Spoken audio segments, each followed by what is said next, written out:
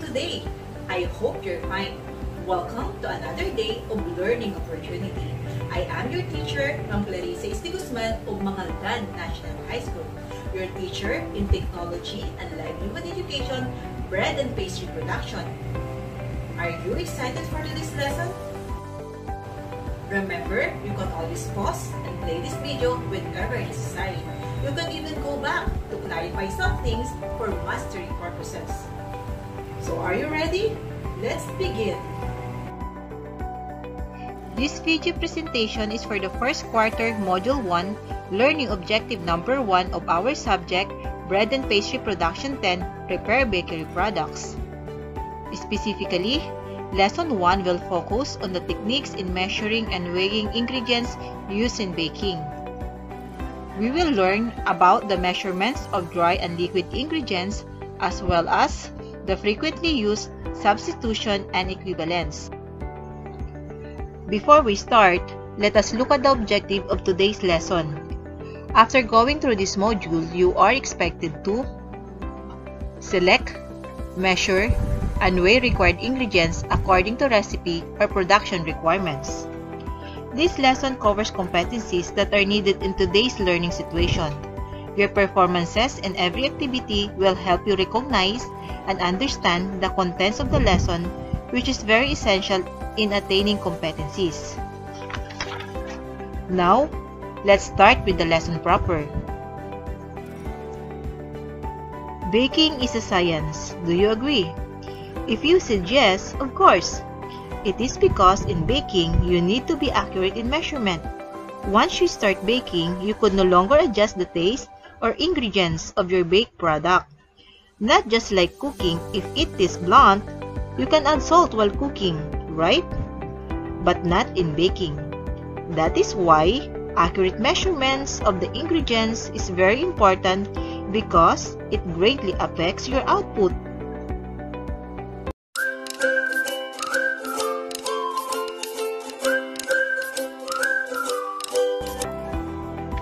In this lesson, we are going to learn some techniques in measuring dry and liquid ingredients.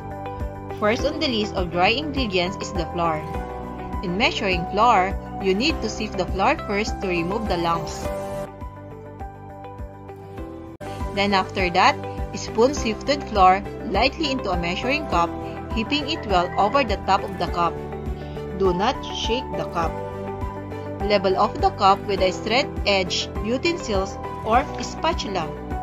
For a fractions of a cup, use the lines indicating 1/4, 1/3, and 1/2 standard measuring cup. Different flour in different localities needs varying amounts of liquid, and this should be considered in baking. Keep a record of the quantity of flour used each time you bake to find out which measurement produces the best result from the flour available in your area. You will soon learn to judge the correct amount of liquid to add by the consistency of the dough and the way it handles. Next dry ingredient is the sugar. White sugar needs sifting only if lumpy. Then after that, proceed as in the measurement of flour as shown earlier. Next is the brown sugar. Brown sugar if lumpy, press to crush the lumps. Pack into the measuring cup just enough to hold its shape. Then after that, level off. Then for confectioner sugar, sieve confectioner sugars through a sieve to remove lumps. Proceed as in measurement of flour. The next dry ingredients to measure are baking powder, soda, salt, and spices. If baking powder has cake, stir lightly before measuring. Fill the measuring spoon with the desired ingredient. Then after that, level off with a spatula or any straight-edged utensils. Next dry ingredient to measure is the shortening.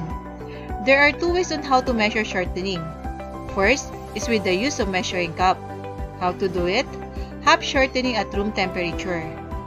After that, pack firmly into the measuring cup, taking care not to have air pockets. Then, level off with a spatula or any straight-edge utensils. Use standard measuring spoon for less than 1/4 cup shortening. Another way of measuring shortening is with the use of water displacement method.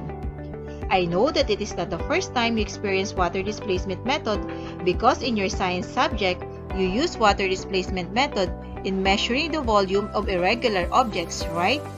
Same thing in measuring shortening. How to do it? You need to fill the cup with cold water up to 1/2 cup level if 1/2 cup of fat is desired. Then, after that, add shortening enough to cause the water to rise up to the 1 cup mark. To measure 1/4 cup, fill the cold water up to 3/4 cup level and add shortening enough to raise the water up to 1 cup mark. Then after that, drain well.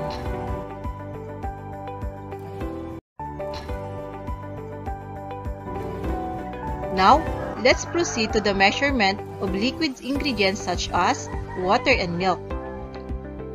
In measuring liquid, you need to set up the liquid measuring cup in a flat even surface. Then after that, pour the liquid carefully and slowly into the cup. Stop pouring when the liquid reaches the marker line for the desired amount. Check your measurement. Bend down so that your eyes level with the marker line. Look at the top of the liquid. We are now done. I will not expand it anymore because I know that you have learned about this lesson in your previous years, right? Again, proper measurement is very important to attain good quality product. If you think I discussed fast, you can always pause and play this video and go back to follow the procedures.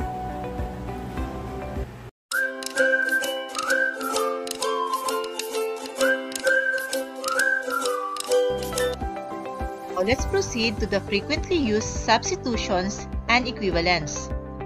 1 cup butter is equal to 1 cup margarine. 1 ounce baking chocolate, unsweetened, can be replaced by 1 square chocolate.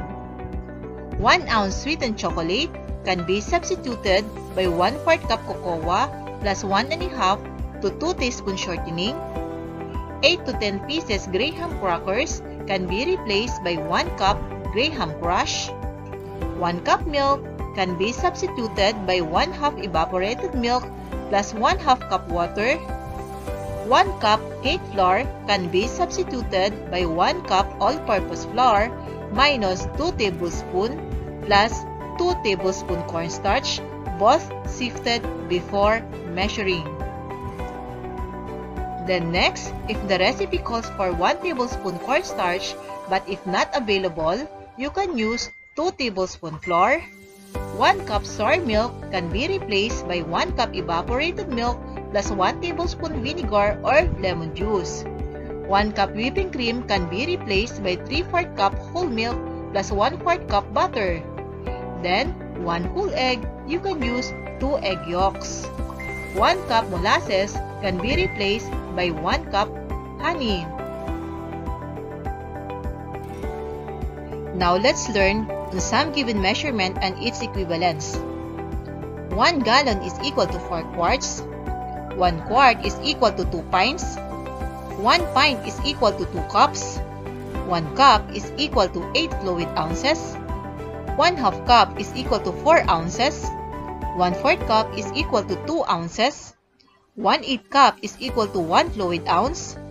1 tablespoon is equal to 3 teaspoons. 1 pound is equal to 16 ounces. 2.2 pounds is equal to 35.2 ounces. 1 kilogram is equal to 1,000 grams. Now let's proceed to some common abbreviations. Gallon can be abbreviated as GAL. Quart is QT. Pint is PT. Cup is C. Tablespoon is TBSP or Big T. Teaspoon is TSP.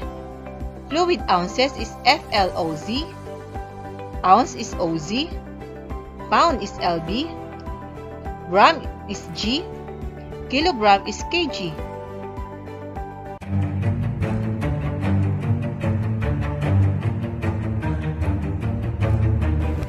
You are now ready in answering your activity sheets. I have prepared 3 activity sheets for you to work on. You can pause this video and take your time in answering these activities. For activity number 1, the title of the activity is Tell Me What to Use. You are going to identify measuring tool you are going to use to measure the following ingredients commonly used in baking. Write only the letter of your choice. Use separate sheet of paper. For activity number 2, the title of the activity is What If I'm Not Around? Directions: give the possible substitute of the given ingredients if they are not available. Choose your answer on the box below. Write your answer on separate sheet of paper.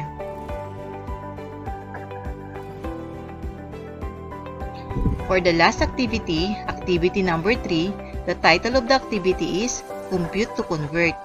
Directions: using the equivalent weights and measures, convert the following measurements. Show your solution.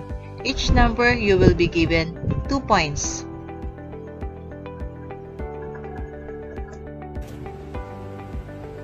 Are you done?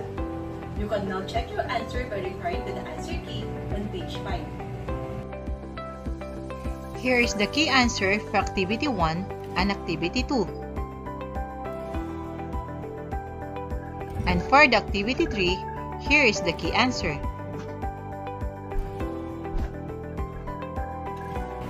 Now you are ready for your summative test. Read the directions carefully before answering.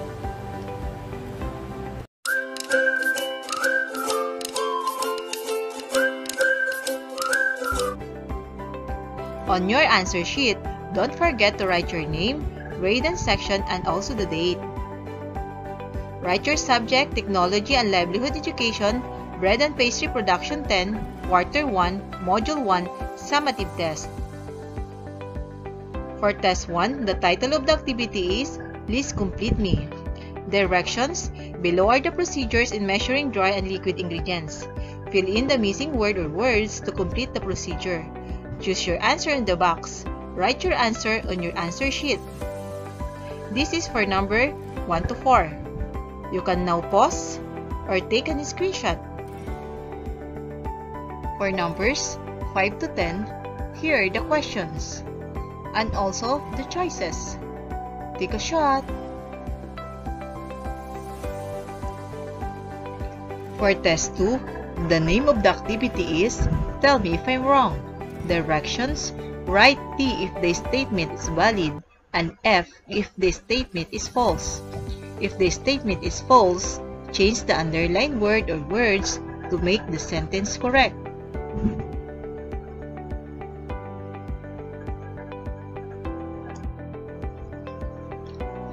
For test 3, the name of the activity is Answer Me Briefly. Directions: answer the following questions briefly. You can get 5 points each. Your answer will be graded according to the rubrics below.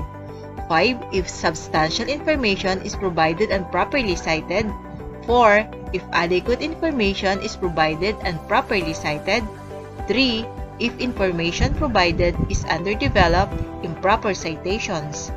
2 if little information is provided, improper citations.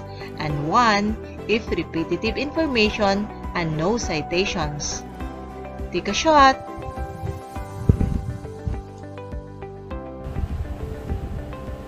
Are you done, learners? Great! Congratulations! Again, you can pause this video and make a screenshot and answer the activity later. Just make sure you can pass your answer sheets on the scheduled time and date. If you encounter some difficulty in answering your modules, you can ask the assistance of your parents or guardians or even your subject teacher. That's all for today. Thank you for being with me. I hope you learned something new. Let's continue discovering new things in our new normal way of learning. Once again, I am your teacher, Ma'am Clarissa de Guzman of Mangaldan National High School. Happy to serve! See you next time. Thank you.